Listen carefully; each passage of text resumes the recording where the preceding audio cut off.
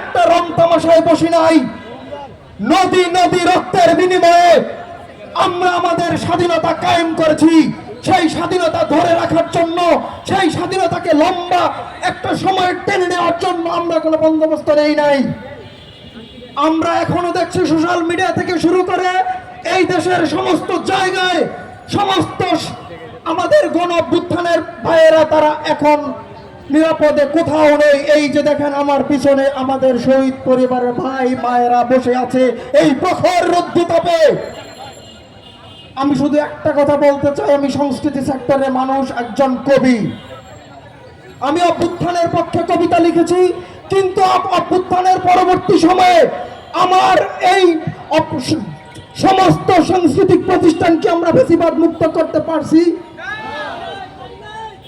সংস্কৃতি সার্বভৌমত্ব, এই কথা আপনাদের মানতে হবে। সংস্কৃতির উপরে জেগে বসেছে এখনো সেই আওয়ামী দূষর আইনের দল। তাদের ছেটিয়ে এখন যদি আপনারা বিদায় করতে পারেন, এই অভ্যুত্থান টিকবে না, টিকবে না, টিকবে না। আপনাদের কাছে আমার বিশেষ অনুরোধ থাকবে, আপনারা আসুন, আমরা সম্মিলিতভাবে আমাদের বিপ্লবটা এগিয়ে নিয়ে যাই।